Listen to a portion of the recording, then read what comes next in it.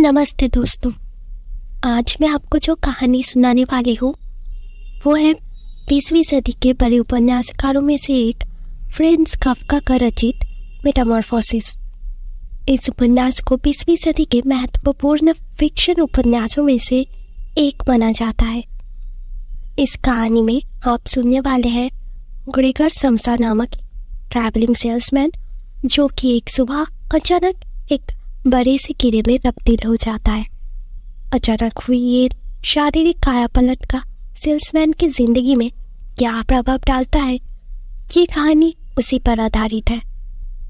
चलिए शुरू करते हैं आज की कहानी मेटामॉर्फोसिस। एक सुबह जब ग्रेगर समसा अपनी डरावने सपने से जागा तो उसने पाया कि वो अपने बिस्तर में एक दैत्यकार कीड़े के रूप में बदल गया है। वो अपने कठोर खोल वाली पीठ के बल लेटा हुआ था और जैसे ही उसने अपना सिर थोड़ा सा ऊपर उठाया उसे अपना भूरे रंग का पेट दिखाई दिया जो कि समान खंडों में विभाजित था। चादर उसके शरीर को मुश्किल से ही ढक पा रही थी और किसी भी पल सरक सकती थी। उसने देखा कि उसके पैर जो बाकी शरीर की तुलना में दयनीय रूप से पतले थे असहाय से हिल-डुल रहे थे। ये मुझे क्या हो गया? उसने सोचा। ये कोई सपना नहीं था। उसके कमरे में सन्नाटा पसरा हुआ था जो कि छोटे होने के बावजूद किसी मनुष्य के लिए पर्याप्त था। मेज पर जाने पहचाने से कपड़े के कुछ टुकड़े पड़े हुए थे। समसा एक सेल्समैन था जो घूम घूम कर सामान बेचा करता था। मेज के ऊपर एक तस्वीर टांगी हुई थी जिसे उसने हाल ही में एक सचित्र पत्रिका से कटकर एक सुंदर से फ्रेम में मुड़वाया था। ये फर की टोपी और गुलबंद पहने हुए एक महिला की तस्वीर थी जो कि फर का गद्दर इस तरह उठाए हुए थी कि उसकी निचली भुजा गद्दर में छुपी गई थी। इसके बाद ग्रेगर की नजर उमस भरे मौसम में खिड़की की ओर गई। धातु की बनी खिड़की की चौखटों पर टकराती बारिश की बूंदे का स्वर आसानी से सुना जा सकता था जिसने उसे काफी उदास कर दिया था। उसने सोचा कि क्यों ना मैं थोड़ा देर और सो लूं और ये दुखद सपना को भूल जाऊं, लेकिन ऐसा करने में वो पूरी तरह असमर्थ था क्योंकि उसे दाई करवट सोने का आदत था और फिलहाल वो करवट लेने में असमर्थ था। जैसे ही वो दाई और करवट लेने का प्रयास करता लुढ़क कर वापस उसी स्थिति में आ जाता। उसने सैकड़ों बार करवट लेने का प्रयास किया पर सफल नहीं हुआ। उसने अपनी आंखों को बंद कर लिया ताकि उसे अपना फरफराता हुआ पैर नहीं दिखाई पड़े। वो तब तक करवट लेने का प्रयास करता रहा जब तक कि उसे हल्का दर्द नहीं महसूस होने लगा। उसने पहले कभी ऐसा दर्द का अनुभव नहीं किया था। हे भगवान, उसने सोचा, मैंने भी कैसा रोजगार चुना है। दिन रात यात्रा ही यात्रा है। अपने घर पर बैठकर व्यापार करने की तुलना में इस तरह घूम घूम कर धंधा करना काफी अधिक कठिन है। इसके अलावा यात्रा से जुड़ी तमाम समस्याएं, समय में ट्रेन पकड़ने की चिंता, अनियमित और खराब भोजन, हर समय अलग अलग लोगों से मिलना और किसी एक के साथ भी मित्रता गहरा संबंध प्रगटता नहीं हो पाना आदि सब बहुत ही बुरा है। उसे अपने पेट पर हल्की सी खुजली महसूस हुई। उसने धीरे से अपनी पीठ को बिस्तर पर टिका दिया ताकि वो अपने सिर को बेहतर तरीके से उठा सके और उस खुजली वाली जगह को देख सके।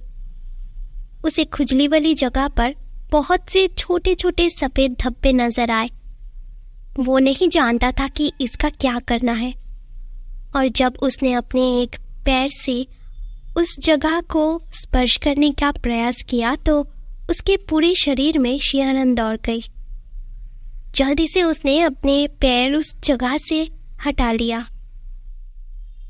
वो फिर से अपने पूर्व अवस्था में आ गया।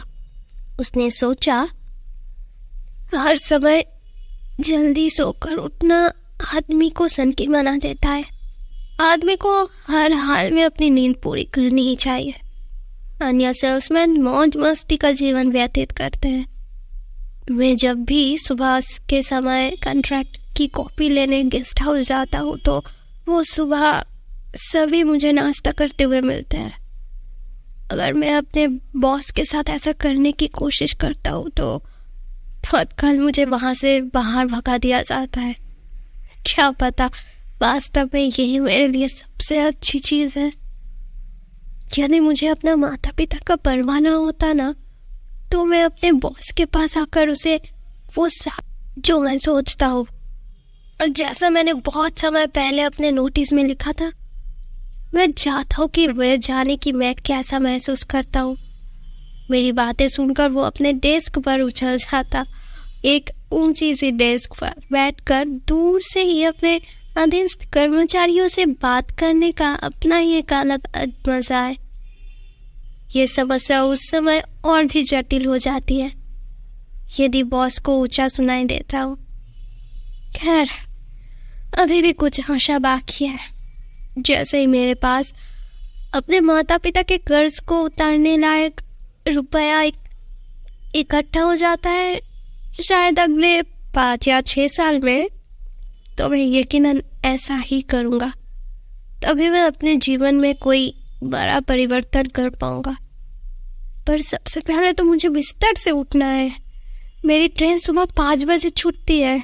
उसने फर्नीचर के दराज के पास रखी अलार्म घड़ी पर नजर डाली और मन ही मन बोला, ए भगवान, 6:30 बज चुके थे, बल्कि 6:45 बजने वाले थे। क्या अलार्म नहीं बजा? उसने बिस्तर पर लेटे हुए ही देखा कि अलार्म को ठीक 4 बजे के लिए सेट किया गया था, जैसे कि अनुमान वो करता है। वो जरूर बजा होगा, लेकिन क्या ऐसा संभव है कि जिस अलार्म के शोर से फर्नीचर तक हिल जाए वो अलार्म उसे सुनाई ना दिया हो? ये सच है कि उसे चैन की नींद नहीं आई थी, लेकिन जाहिर तौर पर वो इतनी गहरी नींद में था कि अलार्म नहीं सुनाई दिया। अब वो क्या करेगा? अगली ट्रेन सुबह 7 बजे छूटती है। यदि उसे ये ट्रेन पकड़नी है तो पागलों की तरह भागना होगा। कपड़े के नमूने भी ठीक से पैक नहीं है और वो तरोताज़ा भी महसूस नहीं कर रहा है। यदि किसी तरह वो 7 बजे की ट्रेन पकड़ भी ले, तब भी उसे बॉस के गुस्से का सामना तो करना ही पड़ेगा, क्योंकि उसकी उपस्थिति दर्ज करने वाले कर्मचारी ने बहुत पहले ही बॉस को ये बता दिया होगा कि ग्रेगर सुबह 5 बजे की ट्रेन नहीं पकड़ पाया है। उपस्थिति लगाने वाला कर्मचारी बॉस का पक्का चमचा था, बेगैरत और बेवकूफ। अगर वो बीमार होने की सूचना दे तो कैसा रहे? लेकिन ये बेहद शर्मनाक और संदेहास्पद होगा, क्योंकि पिछले 15 सालों की सेवा में ग्रेगर ने एक बार भी बीमार का बहाना नहीं किया था। उसका बॉस निश्चित रूप से स्वास्थ्य बीमा कंपनी में डॉक्टर के साथ उसे घर पर देखने आएगा और उसके माता पिता को खरी खोटी सुनाएगा कि उनका बेटा ग्रेगर कितना आलसी व्यक्ति है। इसके अलावा वो डॉक्टर की बात मानते हुए उसे किसी भी तरह का भत्ता भी प्रदान नहीं करेगा। वैसे भी कंपनी का डॉक्टर हमेशा यही मानता है कि कोई भी सेल्समैन कभी बीमार नहीं पड़ता, बल्कि सभी सेल्समैन आलस्य और मक्कारी के चलते बीमार होने का बहाना बनाते हैं। इसके अलावा क्या मेरे मामले में डॉक्टर पूरी तरह से गलत होंगे? वास्तव में एक लंबी और गहरी नींद के बाद महसूस होने वाले अनिंदेपन का अलावा ग्रेगर को और कोई समस्या नहीं है और उसे सामान्य दिनों की तुलना में ज़्यादा तेज़ भूख महसूस हो रही है। बिस्तर छोड़ने के बारे में कोई निर्णय लेने के बजाय वो जल्दी जल्दी ये सब सोच रहा था। घड़ी में 6:45 बज रहे थे। तभी उसे अपने सिरहाने की ओर वाले दरवाजे पर एक दस्तक सुनाई दी। ग्रेगर, किसी ने पुकारा। ये उसकी माँ की आवाज़ थी। 7 बजने वाले हैं, तुम्हें जाना नहीं है? ग्रेगर ने जब इसका उत्तर दिया तो वो अपनी ही आवाज़ को सुनकर भौचक्का रह गया। कैसी कोमल आवाज़ थी। ये उसकी स्वाभाविक और पहले जैसी आवाज़ नहीं थी। उसकी आवाज़ के साथ एक अजीब तरह का किकियाने का स्वर उभर रहा था।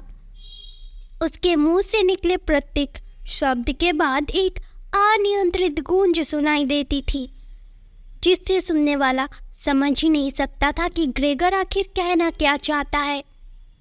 ग्रेगर विस्तार से उत्तर देना चाहता था और सब कुछ समझाना चाहता था, लेकिन मौजूदा हालात में वो यही कह पाया, हाँ माँ, धन्यवाद, मैं बस उठ ही रहा हूँ। ग्रेगर की आवाज़ में आए बदलाव पर लकड़ी के दरवाजे के उस ओर खड़ी माँ का ध्यान ही नहीं आया और वे उसके जवाब से संतुष्ट होकर आगे बढ़ गई। लेकिन उनकी इस छोटी सी बातचीत के कारण परिवार के अन्य सदस्य को ये पता चल गया कि ग्रेगर आज घर पर ही है और इसकी उन्हें कोई अपेक्षा नहीं थी। जल्द ही उसके पिता ने दरवाजे पर दस्तक दी। ग्रेगर, ग्रेगर, क्या बात है?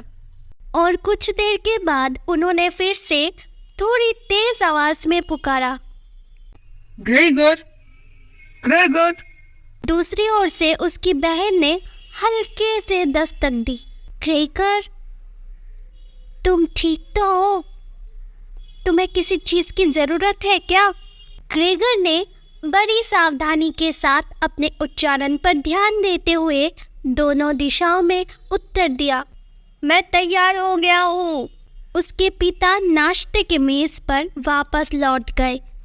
हालांकि उसकी बहन धीरे से फुसफुसाई, ग्रेगर, दरवाज़ा खोलो, मैं विनती करती हूँ। ग्रेगर का दरवाज़ा खोलने का कोई इरादा नहीं था, लेकिन उसने इस बात के लिए खुद को शाबाशी दी कि यात्राओं पर रहने के कारण उसे कमरे का दरवाज़ा ठीक से बंद करके सोने का आदत हो गई है, भले ही वो अपने घर का दरवाज़ा ही क्यों ना हो। सबसे पहला काम जो वो करना चाहता था वो था बिना किसी शोरगुल के बिस्तर से उठना, तैयार होना और नाश्ता करना। उसके बाद ही वो आगे कोई विचार करना चाहता था। वो ये बात अच्छी तरह से जानता था कि बिस्तर पर पड़े पड़े वो किसी उचित निष्कर्ष पर नहीं पहुंचेगा। उसे याद आया कि उसे पहले भी अक्सर बिस्तर पर एक हल्का सा दर्द महसूस होता था। ऐसा शायद गलत तरीके से लेटने के कारण होता था, लेकिन जैसे ही वो खड़ा होता था वो दर्द पूरी तरह से गायब हो जाता था। वो ये देखने के लिए उत्सुक था कि उसका आज का दर्द किस तरह धीरे धीरे गायब होगा। उसे इस बात में लेश मात्र भी संदेह नहीं था कि उसकी आवाज़ में आया बदलाव कुछ और नहीं बल्कि सर्दी लगने के कारण ही हुआ है। और ऐसा यात्रा में रहने वाले सेल्समैन के साथ अक्सर होता है। कंबल को एक तरफ फेंकना बहुत आसान था। अपने आप को थोड़ा सा हिलाने डुलाने भर से ही कंबल एक ओर सरक जाता, लेकिन असामान्य रूप से चौड़ा हो जाने के कारण अब ऐसा करना कठिन था। अपने हथेलियों और भुजाओं के इस्तेमाल से वो आसानी से स्वयं को खड़ा कर सकता था, पर अब उसके पास बहुत से छोटे छोटे पैर थे जो लगातार अलग अलग दिशाओं में हिलडुल रहे थे और वो उन्हें नियंत्रित करने में असमर्थ था। यदि वो किसी तरह उनमें से एक पैर को मोड़ने का प्रयास करता तो बाकी पैर आज़ाद होकर इधर उधर हिलने लग जाते थे और तेज दर्द होता था। बिस्तर पर लेटे हुए ऐसा कर पाना संभव नहीं है, अतः मुझे ऐसे प्रयास बंद कर देना चाहिए, ग्रेगर ने स्वयं से कहा। सबसे पहले वो अपने शरीर के निचले हिस्से को चारपाई से नीचे उतारना चाहता था, लेकिन संयोगवश उसने ऐसे निचले हिस्से को ना तो आज तक देखा था और ना ही कभी कल्पना की थी। ऐसे में उसका बिस्तर से हिल पाना बहुत कठिन साबित हो रहा था। उसने धीरे धीरे कोशिश करना जारी रखा और अंततः किसी उन्मादी की तरह उसने पूरी ताकत जुटाते हुए अपने शरीर को एक धक्का सा दिया। दुर्भाग्यवश उसने गलत दिशा चुन ली और वो चारपाई की पाय पर जोर से टकराया। पाय से टकराने पर हुए भयंकर दर्द से उसे ये समझ में आ गया कि उसके शरीर का निचला हिस्सा शायद सबसे अधिक नाजुक है। इसके बाद उसने अपने शरीर के ऊपरी हिस्से से चारपाई से बाहर निकलने की कोशिश की और उसने अपना सिर सावधानीपूर्वक एक ओर घुमाया।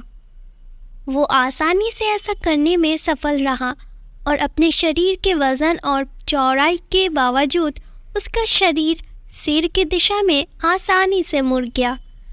लेकिन अंत में जैसे ही उसने अपने सिर को चारपाई के बाहर हवा में निकाला, उसे ये समझ आ गया कि इस तरह तो वो गिर जाएगा और कोई चमत्कार ही उसके सिर को घायल होने से बचा सकता है। फलस्वरूप उसने अपने शरीर को इस तरह धक्का देना बंद कर दिया। वो किसी भी कीमत पर इस तरह होश खोना नहीं चाहता था, इसलिए उसने बिस्तर में ही बने रहना पसंद किया। उसे बिस्तर पर अपने पहले वाली अवस्था में आने के लिए भी उतना ही श्रम करना पड़ा। जब वो अपनी पूर्व अवस्था में पहुंच गया तो एक बार फिर से उसने अपने पैरों को पहले की तुलना में अधिक तेजी से एक दूसरे को रगड़ते हुए देखा। इस अवस्था में उसकी मानसिक उलझन शांत नहीं हो सकती थी। उसने स्वयं से कहा कि ये याद दिलाना भी नहीं भूलता कि ठंडे दिमाग से निकले गए निष्कर्ष हड़बड़ाहट में लिए गए निर्णय से बेहतर होते हैं। ऐसे क्षणों में उसने किसी तरह खिड़की की ओर देखा। वो खिड़की के आर पार के दृश्य को देखना चाहता था, लेकिन दुर्भाग्यवश सुबह की धुंध के चलते उसे कुछ नजर ही नहीं आया। इस धुंध भरे नज़ारे को देखकर उसे थोड़ी सी अस्वस्थी हुई। जैसे ही घड़ी के स्वर दोबारा सुनाई दिया, उसने स्वयं से कहा, 7 बज चुके हैं, पर अभी भी इतना गहरा है।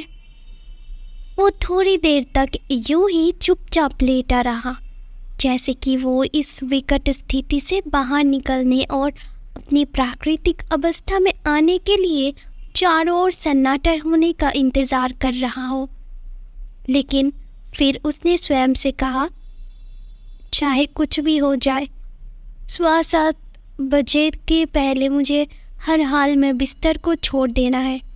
तब तक ऑफिस का कोई ना कोई कर्मचारी मेरे बारे में पूछताछ के लिए पहुंच ही जाएगा, क्योंकि ऑफिस 7 बजे से पहले खुलता है।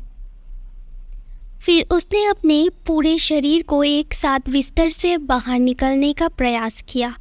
यदि वो स्वयं को इस तरह से चारपाई से गिरने देता है और अपना सिर उठाए रखता है तो वो चोट से बच सकता है। उसकी पीठ पर्याप्त कठोर लग रही थी और कालीन पर पीठ के बल गिरने से चोटिल होने का संभावना बहुत कम होगी। उसे चोट से ज़्यादा चिंता चारपाई से गिरने के कारण होने वाली आवाज़ की थी, जो कि दरवाजे के उस पार जा सकती थी और घर में मौजूद लोगों को चिंतित कर सकती थी। पर उसे ये जोखिम तो उठाना ही पड़ेगा। जब ग्रेगर स्वयं को बिस्तर से आधा बाहर निकल चुका था, बिस्तर छोड़ने का उसका ये नया तरीका प्रयास कम और खेल अधिक था। उसे ये लगा कि यदि कोई उसकी मदद के लिए मौजूद हो तो सब कुछ कितना आसान हो जाएगा। उसे बिस्तर से निकलने के लिए 2 ताकतवर लोग, उसके पिता और घरेलू सेविका ही पर्याप्त होंगे। उन्हें अपने हाथों से बस उसे पीठ की ओर से थोड़ा सा सहारा देना है। और उसे आगे झुकाने में सहायता करनी है ताकि वो आसानी से फर्श की ओर झूल जाए। बाकी काम उसके छोटे छोटे पैर संभाल लेंगे। दरवाजे तो अंदर से बंद है, फिर भी क्या उसे मदद के लिए पुकार लगानी चाहिए? तमाम संकटों के बावजूद वो अपने मन में आए इस विचार पर मुस्कुराने लगा। वो पहले ही उस स्थिति में पहुंच चुका था जहां से उसे अपना संतुलन बनाए रखने में कठिनाई हो रही थी। घड़ी में 7:10 हो रहे थे और उसे जल्दी से अंतिम निर्णय लेना था कि उसे आखिर क्या करना है। तभी किसी ने घर के दरवाजे की घंटी बजाई। जरूर कोई ऑफिस से आया होगा, उसने स्वयं से कहा और एकदम जरबत हो गया। यद्यपि उसके छोटे छोटे पैर उत्तेजना के कारण तेजी से हरकत करने लगे। एक पल के लिए सब कुछ शांत रहा। फिर दरवाजा नहीं खोल रहा है, ग्रेगर ने कैसी बेतुकी उम्मीद में स्वयं से कहा। लेकिन कुछ ही समय बाद घरेलू सेविका के मौजूद में पंजाब दरवाजे की ओर जाते हुए सुनाई दिया और उसने दरवाजा खोल दिया। आगंतुक की आवाज सुनते ही ग्रेगर ने पहचान लिया कि दरवाजे पर कोई और नहीं बल्कि कंपनी का मैनेजर है।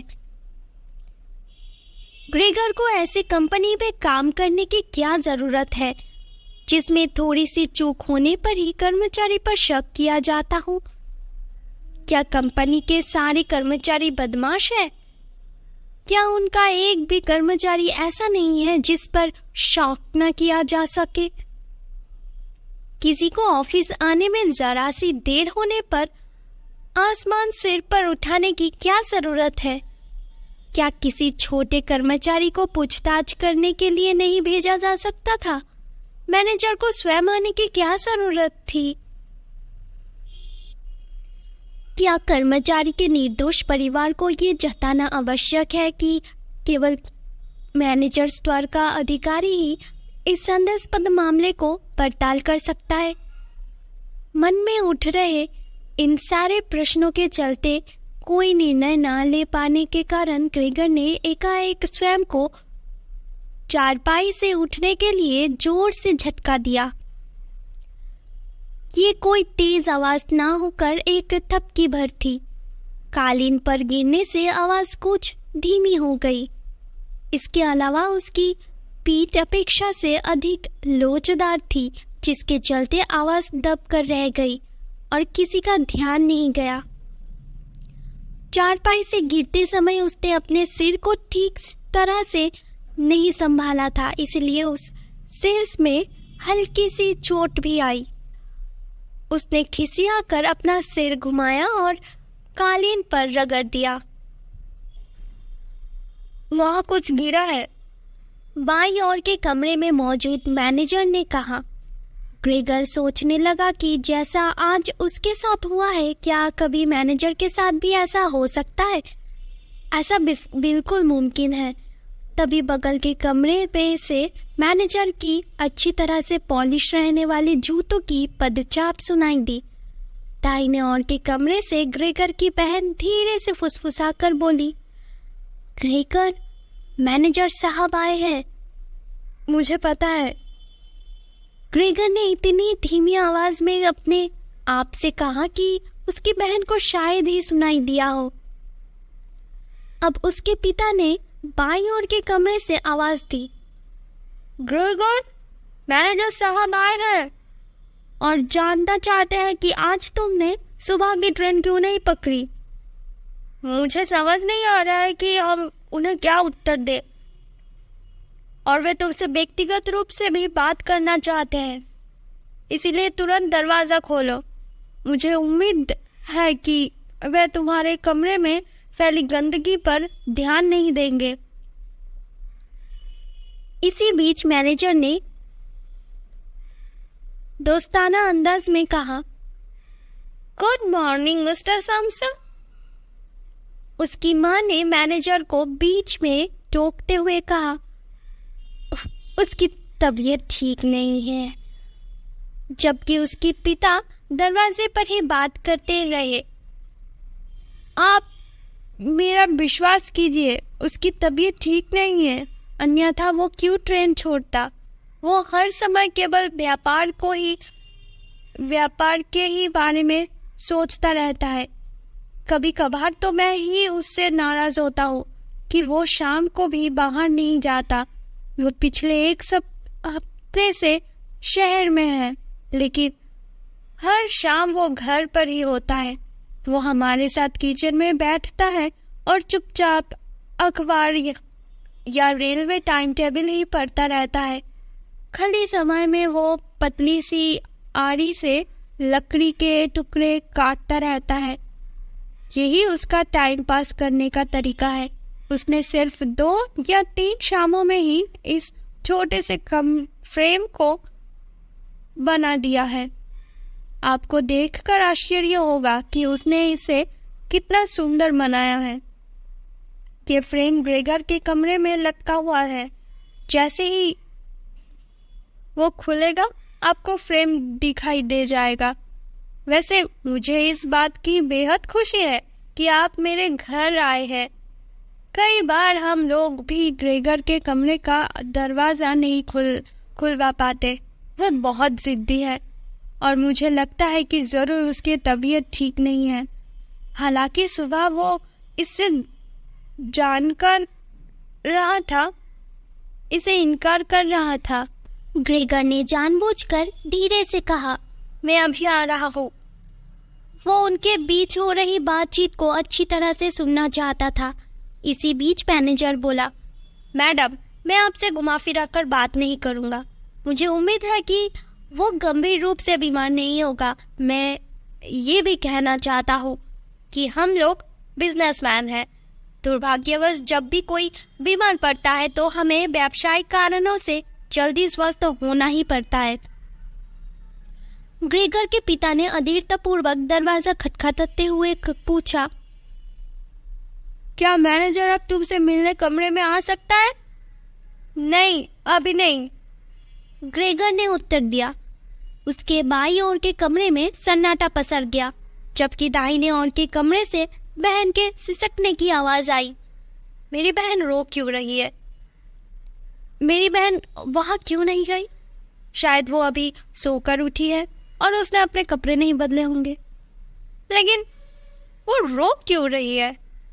कहीं इसलिए तो नहीं कि मैं अब तक बिस्तर से नहीं उठ रहा हूँ और मैनेजर को अपने कमरे में नहीं आने दे रहा हूँ, या फिर इसलिए कि मेरी नौकरी जाने का खतरा है और यदि ऐसा हुआ तो मेरा बॉस अपने पुरानी बातों को लेकर फिर से मेरे माता पिता को बदनाम करेगा।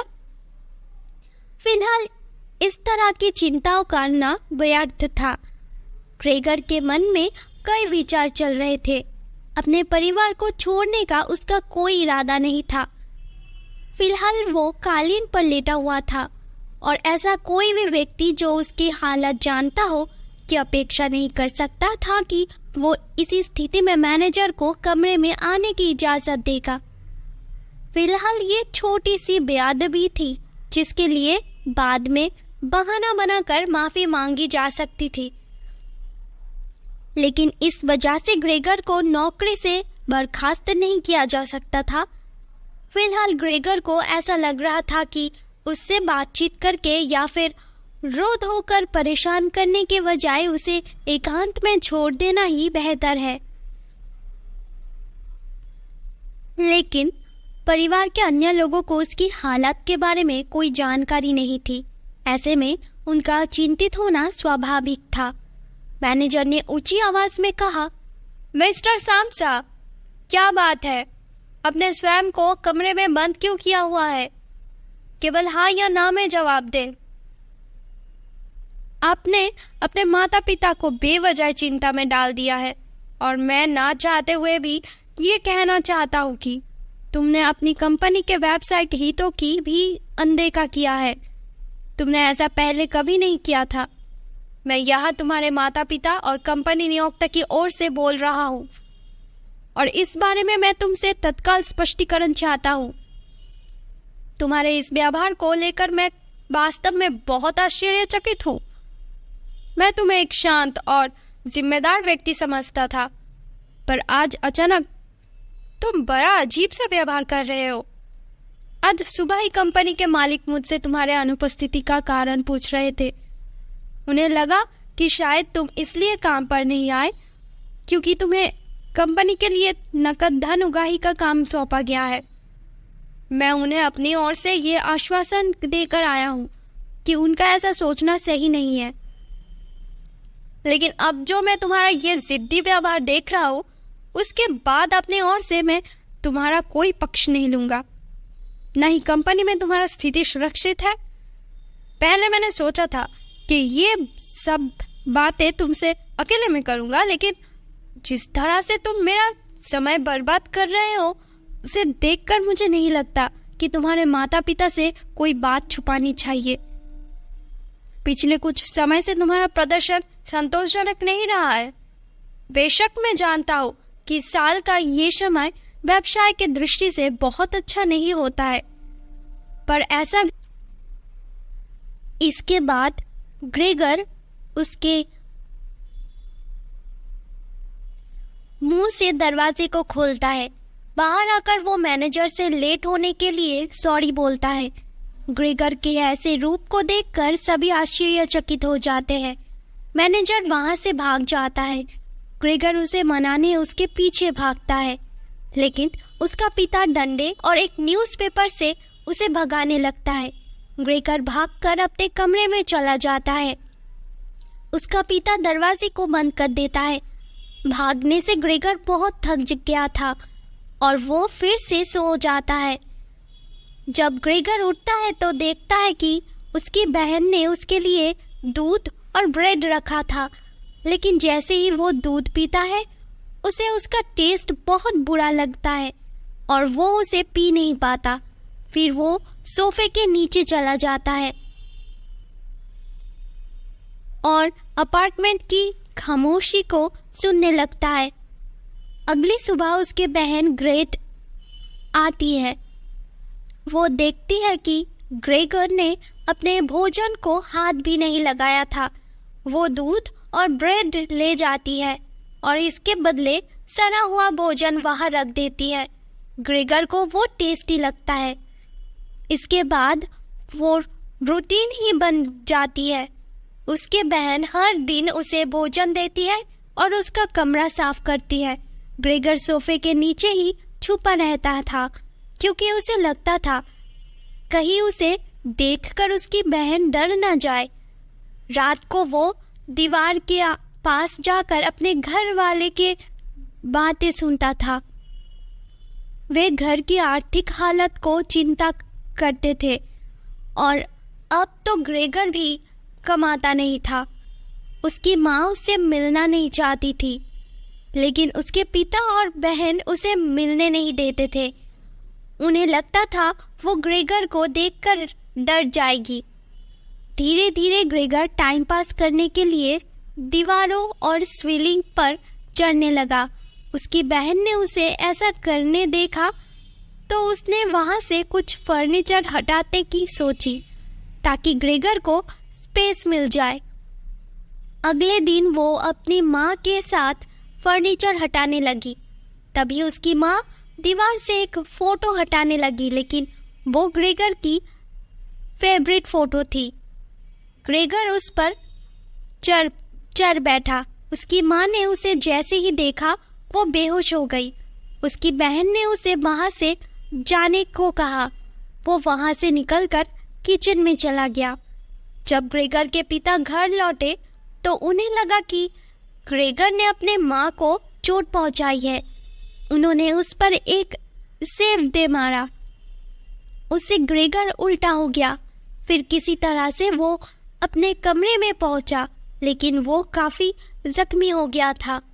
ग्रेगर के परिवार वालों ने जब कमरे का दरवाज़ा खुला रखना शुरू कर दिया ताकि वो उन्हें देख सके, ग्रेगर ने देखा कि उसके कॉकरोच हो जाने से उसका परिवार और गरीब हो रहा था।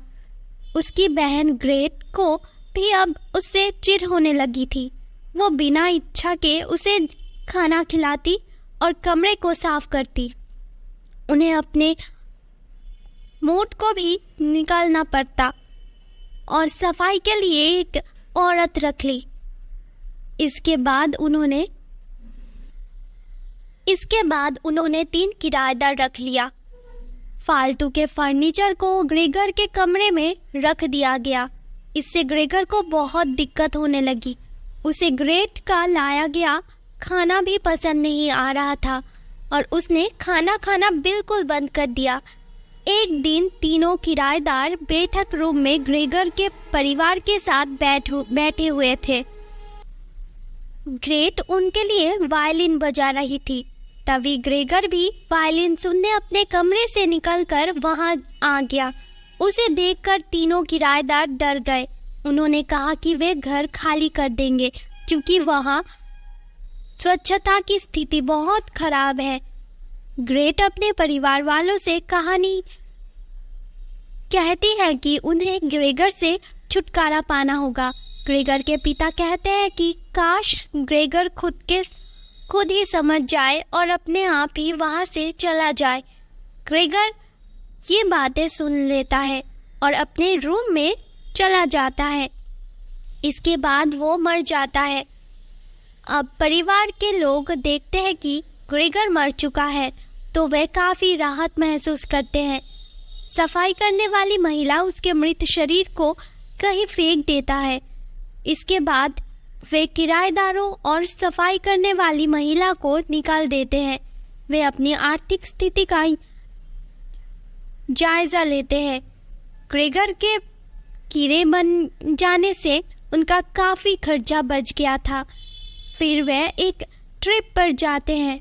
धीरे धीरे ग्रेट सुंदर और स्वस्थ लगने लगती है और उसके माता पिता उसकी शादी करने की बात करते हैं। इस उपन्यास में यही कहा गया है कि जब तक आप किसी व्यक्ति या परिवार के काम आने योग्य होते हैं तब तक ही आपकी समाज और परिवार में वैल्यू होती है। जैसे ही आप अयोग्य हो जाते हैं वैसे ही समाज परिवार सभी आपसे दूर होने बाद चले जाते हैं, चाहे आपने पूर्व में कितने ही अच्छे कार्य क्यों ना किए हो। धन्यवाद दोस्तों, हमारी आज की कहानी सुनने के लिए। कमेंट सेक्शन पर ज़रूर बताइएगा आपको हमारी कहानी कैसी लगी और आपको किस तरह की कहानियाँ सुनना ज़्यादा पसंद है। हम लौटेंगे हमारी दूसरे किसी कहानियों के साथ। तब तक के लिए स्वीट ड्रीम्स।